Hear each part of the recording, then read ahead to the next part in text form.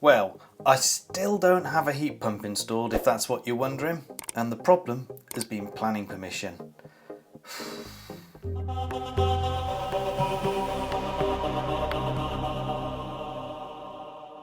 This story goes back to the end of May when I'd had the heat pump survey completed by Octopus Energy.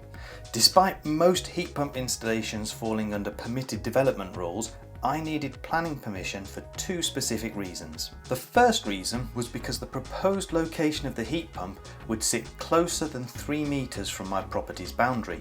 In England the threshold is only 1 metre, but in Wales it's annoyingly 3 metres. My heat pump's planned location was 2.2 metres away from the boundary. The second reason was because of noise levels, and here we have the sticking point that's been causing a few months of delay. If your heat pump has a line of sight to a neighbouring property's window, which mine just about does, then the MCS document numbered MCS 020 sets out a series of calculations that the surveyor must do in order to ascertain whether or not your installation can be carried out under permitted development or not. The pass mark for this calculation is a value of 42 decibels. Annoyingly, my results came out at 43 decibels, so just outside the allowable threshold. After a bit of back and forth with the council's planning officer, who was in turn liaising with the environmental health officer, they were basically requiring me to undertake a noise impact assessment as a condition of getting planning approval. I did try to argue the case that we're talking only 1 decibel here, and is the MCS assessment not acceptable? But I got nowhere with that suggestion. Let me read you the exact wording. The applicant is to submit a noise impact assessment for the proposed development. Measurements and assessments shall be made in accordance with BS 4142 2014 plus A1 2019 method for rating and assessing industrial and commercial sound. The sound rating level emitted from the external plant serving the approved use shall not be greater than the existing background sound level at the facade of the nearest noise sensitive receptor. Let me read one specific part of that again. The sound rating level emitted from external plant serving the approved use shall not be greater than the existing background sound level. Yes, that's right. Basically, for it to pass the test, the heat pump must not make a sound. Any sound will obviously increase the background sound level. This is an impossible test to pass. But for the sake of argument, let's say it was possible to pass. A full noise assessment essentially entails a third-party company monitoring the noise around my property and simulating there being a heat pump for a couple of weeks. Out of interest, I got a quote for it to be done. £2,500. £2.5 grand? I could actually get a new gas boiler supplied and installed for that amount and no planning permission required. Nobody, in all honesty, is going to pay £2.5 grand for a noise assessment on top of the already quite high costs of a heat pump. It's completely ludicrous. So anyway, I've got on the case with Octopus and we're going to investigate a plan B.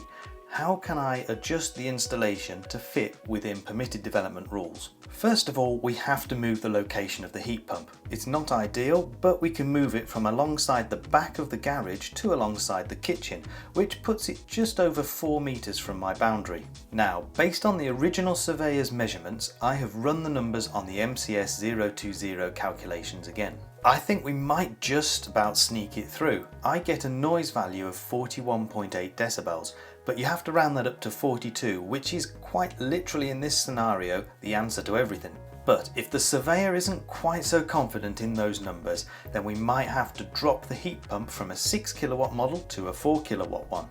The last survey suggested we might have just about got away with a 4 kilowatt one, but there wasn't much headroom there.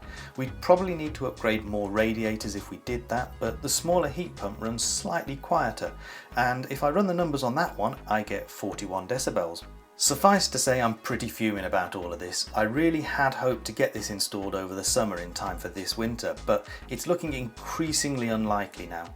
Hopefully Octopus will manage to sort out a redesign that works for me, but heat pumps are supposedly the future. What about your average Joe who needs to replace their boiler?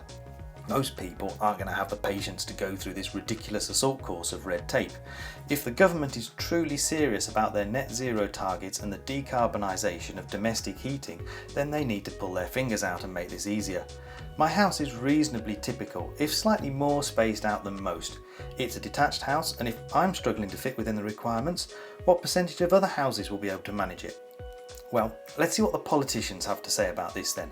I've written letters to a number of my local representatives, setting out my story so far and posed them 3 specific questions. Given that the UK government has a net zero strategy, Build Back Greener, which incorporates within the key commitments a focus on making the transition to low carbon buildings affordable and achievable for all, and referencing the installation of heat pumps as a key component of that plan, I have a number of questions.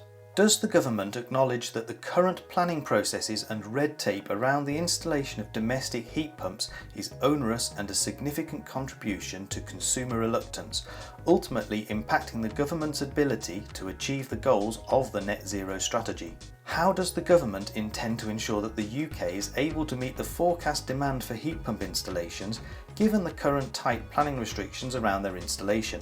Does the government have any plans to streamline the approval process for domestic heat pump installations or relax the restrictions? If so, what are the specific proposals?